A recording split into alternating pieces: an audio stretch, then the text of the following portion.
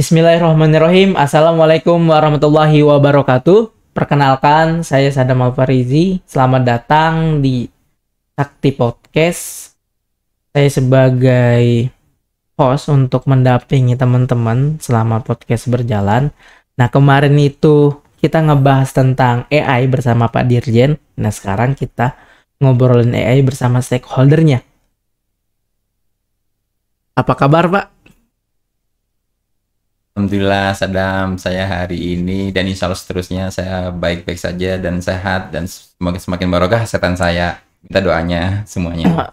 Oke. Mungkin teman-teman familiar dengan dosen pecinta kita di Teknik Informatika. Beliau adalah Pak Jumadi. Kesibukan selama menjadi dosen apa sih, Pak? Oh iya, kesibukan saya seperti yang sudah diketahui sama semua orang ya, Ya. mengajar, kemudian meneliti, sama mengabdi kepada masyarakat. Dan semua ketika kegiatan ini sudah terjadwal dengan baik oleh jurusan, oleh fakultas dan universitas. Luar biasa. Oke. Saya hanya mengikuti saja. Oke. Setiap ada istilah gini, Pak. Setiap orang itu ada masanya, setiap masa ada orangnya. Nah, boleh ceritain nggak sih, Pak, perjalanan hidup Bapak dari sebelum jadi dosen kah sampai sekarang itu pasti kan punya lika-likunya masing-masing. Boleh ceritain nggak, Pak, perjalanan hidup Bapak? Lika-liku laki-laki.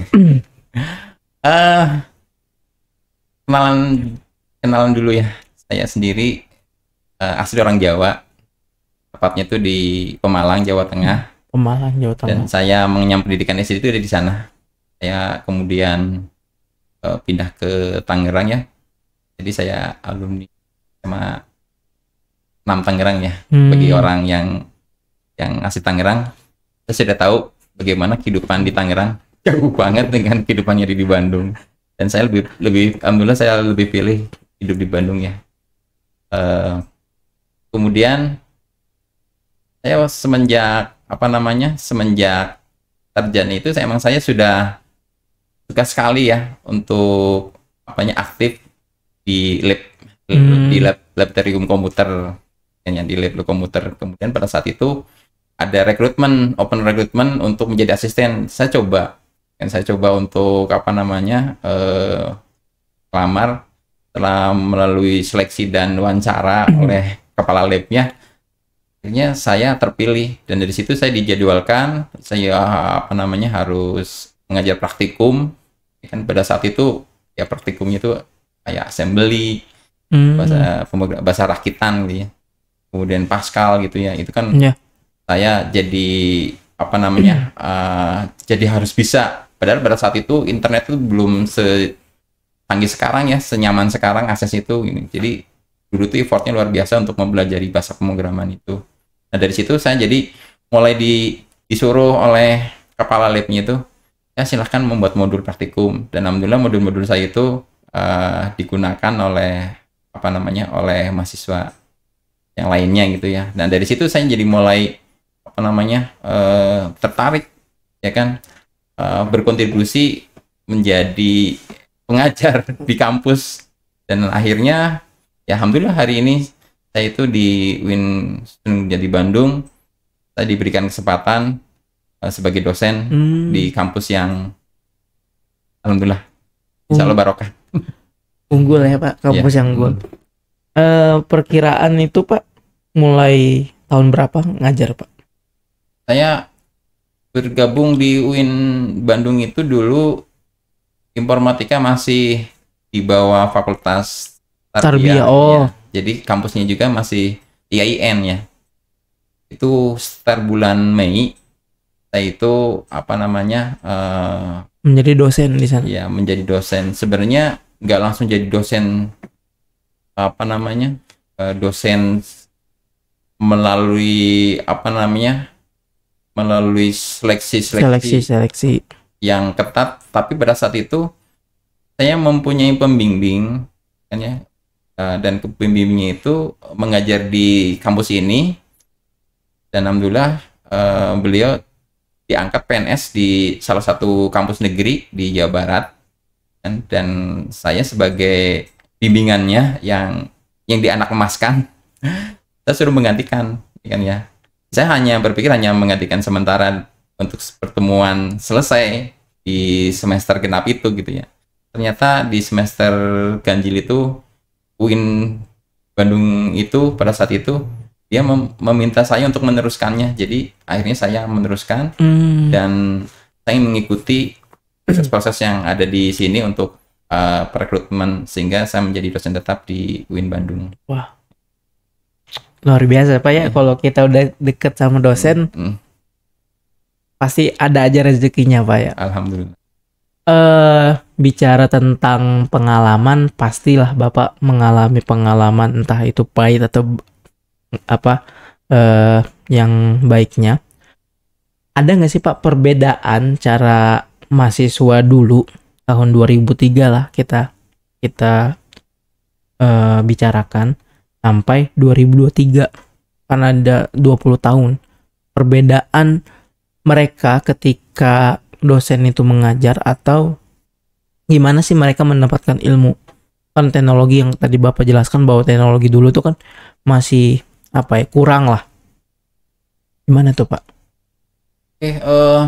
Sebenarnya saya bangga dengan alumni informatika ya, karena dulu tuh kalian perjuangan itu luar biasa ya, bertahan dalam keadaan yang dalam tanda kutip jaminan keberlangsungannya sebenarnya masih masih dipertanyakan ya. Informatika berada di lingkungan prodi-prodi Islam ya, ya gitu ya. Jadi itu kan suatu suatu tantangan ya. Tapi alhamdulillah mahasiswa pada saat itu ya kan, mereka berusaha keras untuk memperjuangkan bahwa informatika itu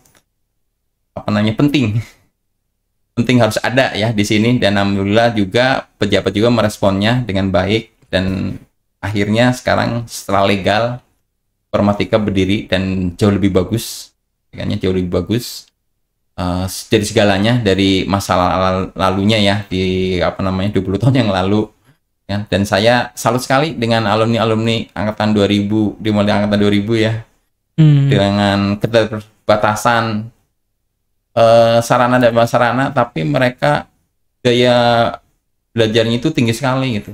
Itu yang secara tidak langsung itu membuat semangat juga saya sebagai penginspirasi buat mereka gitu ya. Saya ingin menjadi inspirator buat mereka tentang apa yang dia miliki, tentang keterampilannya dia, tentang pengetahuannya dia informatika itu, untuk disumbangkan ke negara ini secara langsung maupun tidak langsung. Dan alhamdulillah hari ini alumni informatika itu banyak menjadi orang-orang penting di perusahaan-perusahaan, di instansi penting juga. Nah, itu luar biasa. Jadi hari ini adik-adiknya itu sudah menikmati secara langsung perjuangan dari alumni-alumni yang terdahulu ya, yang sebenarnya pasti tahu ya antara mahasiswa itu siapa dan apa kontribusinya.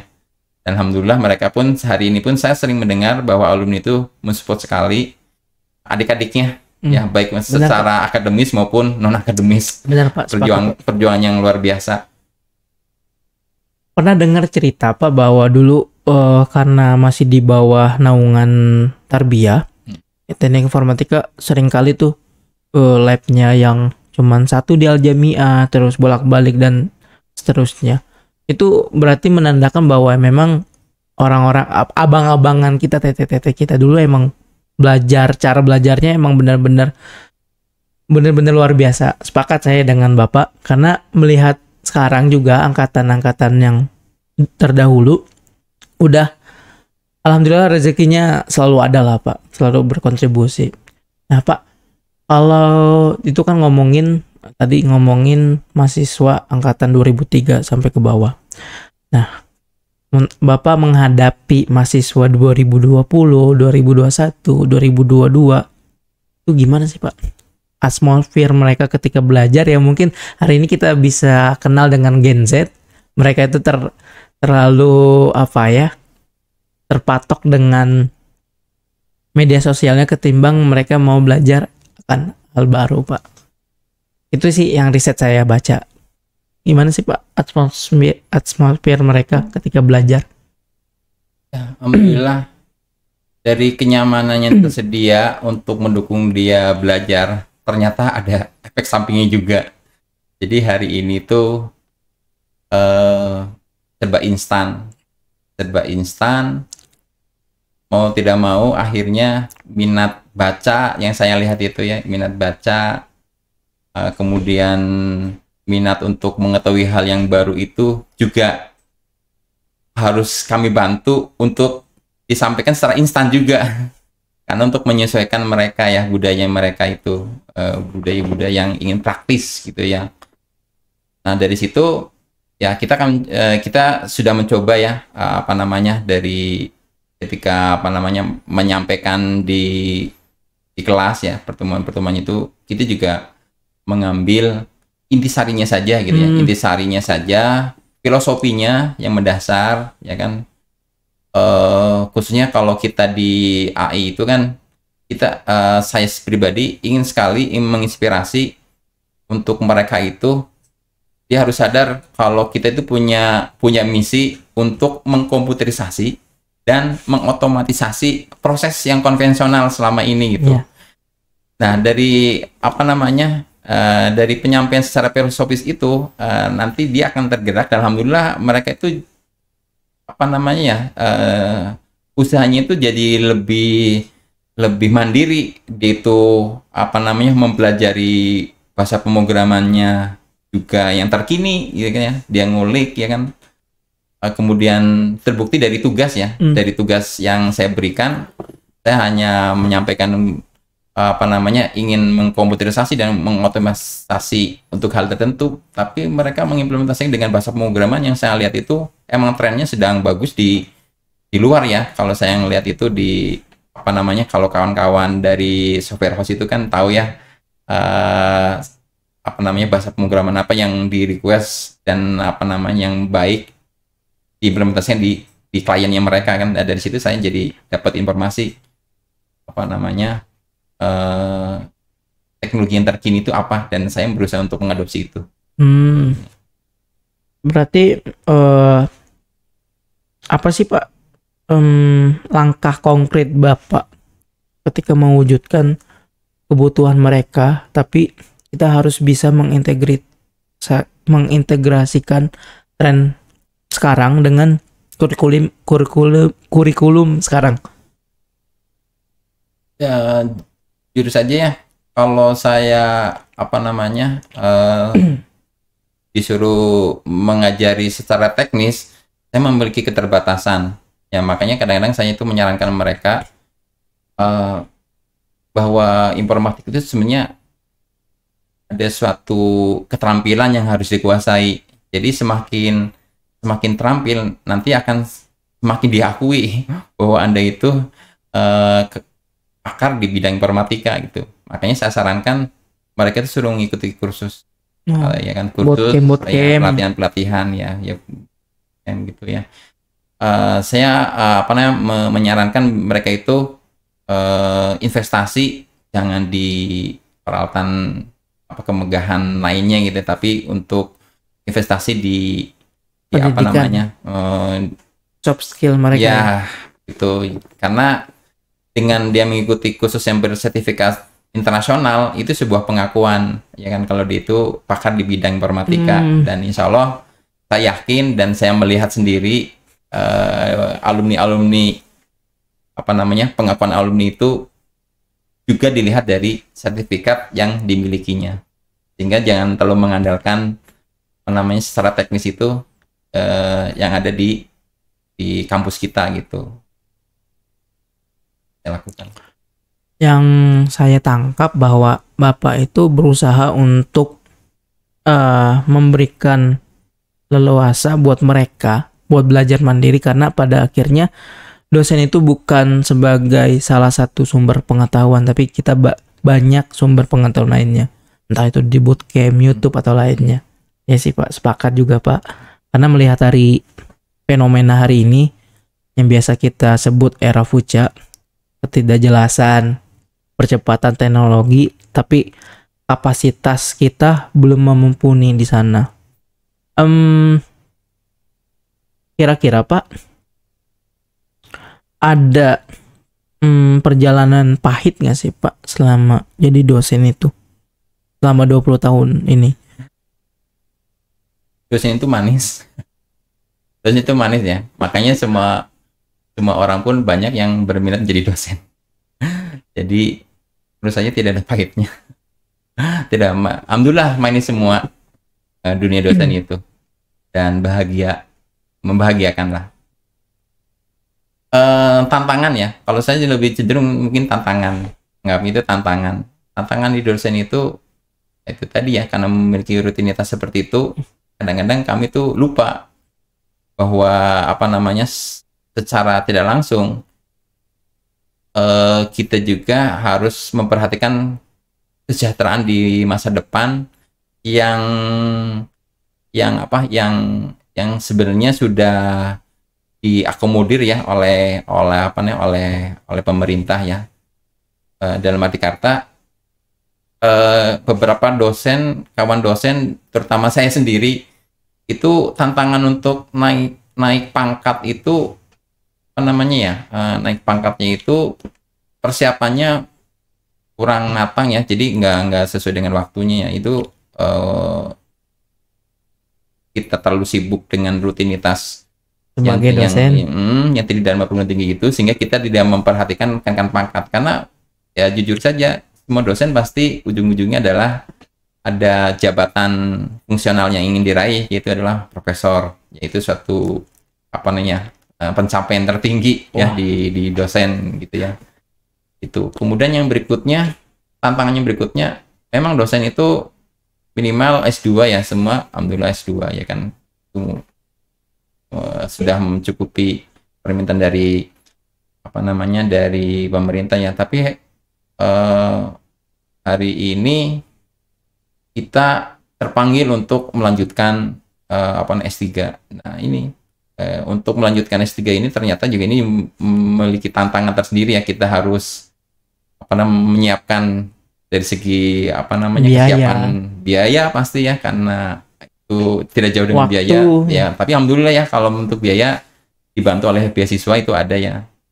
Yang berikut sebenarnya waktu ya. Saya setuju dengan waktu ya Dam ya. Itu waktu itu kalau nggak bisa kita mengoptimalkan pemanfaatan waktu, itu susah sekali atau bisa lambat ya, bahkan bisa gagal S3-nya itu kan ya. Kalau tentang waktu itu, pemanfaatan waktu itu tidak optimal, itu yang menjadi tantangan ya. Jadi kenaikan pangkat dan studi lanjut S3 itu buat dosen itu suatu tantangan yang butuh effort yang lebih tinggi menurut saya.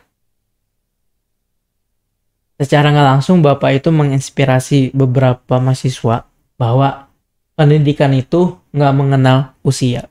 Dengan usia Bapak sekitar 40-an ya Pak? 45-an. Betul. 45-an. Tapi Bapak ada keinginan untuk S3. Bahkan memang di pendidikan dan pengajaran itu dosen dituntut untuk S3. Karena berbicara tentang PKM tadi, pengabdian kepada masyarakat. Tadi Bapak kan nyepil sedikit bahwa Tridharma perguruan tinggi itu ada pengajaran dan pendidikan, kemudian penelitian dan pengembangan. Kalau boleh tahu Pak, dosen-dosen kalau setahu saya kan ada artikel ya, ada karya ilmiah. Boleh nggak Pak di-spill Pak hasil-hasil karya Bapak?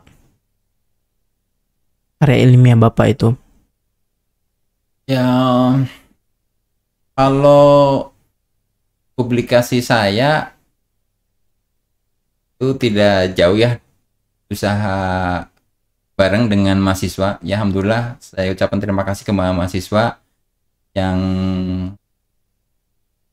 saya bimbing, dan kita bimbingannya berjalan lancar ya. Dan itu menjadi karya kita bersama dan karya jurusan juga ya. Dari situ kita sudah sudah terpublikasi ya di konferensi internasional. Wah, Bahkan chip penerbit conference-nya itu sudah terindeks Scopus ya. Seperti yang kita tahu ya, banyak sekali yang terindeks oleh IEEE itu. Yang terindeks oleh Scopus, dan ada di IEEE itu karya-karya hasil bimbingan kita ya dengan mahasiswa itu yang apa namanya yang banyak menyumbang tentang apa namanya penelitian saya di dunia publikasi dosen. Nanti boleh mungkin pas spill ID Scopusnya nanti diakhirin ya Pak.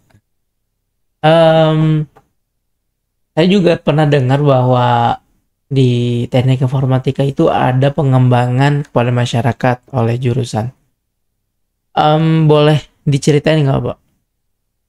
Pengembangan kepada masyarakat. Tadi kan Bapak menyepil tentang itu.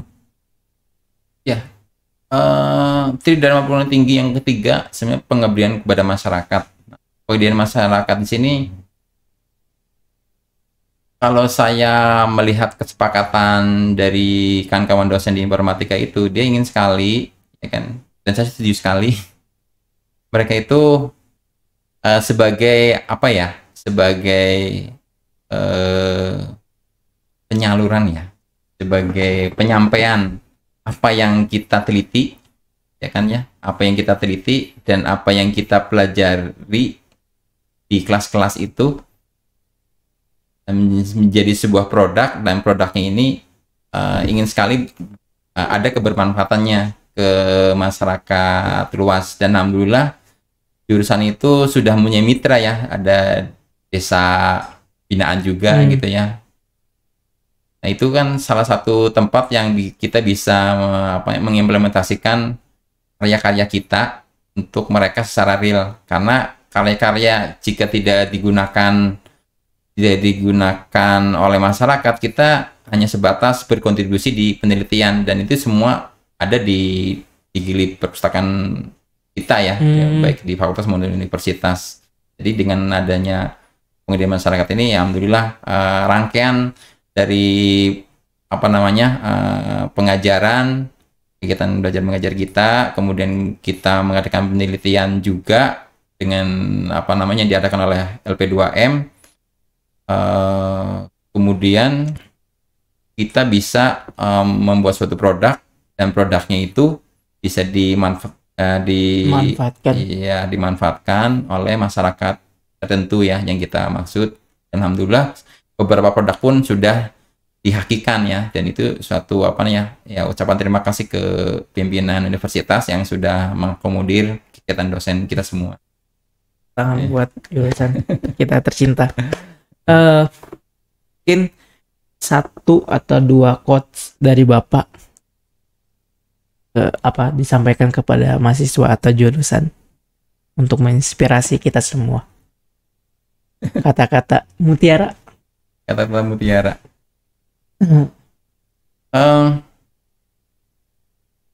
Warnai informatika ini dengan warna-warni yang Anda miliki di diri Anda. Wah. Mungkin teman-teman bisa mencerna lebih dalam lagi, karena itu kos paling berharga. Karena kita sudah penghujung waktu. Jangan lupa teman-teman subscribe dan like and share di podcast ini. Jurusannya unggul, sakti informatikanya. Assalamualaikum warahmatullahi wabarakatuh. Waalaikumsalam warahmatullahi wabarakatuh.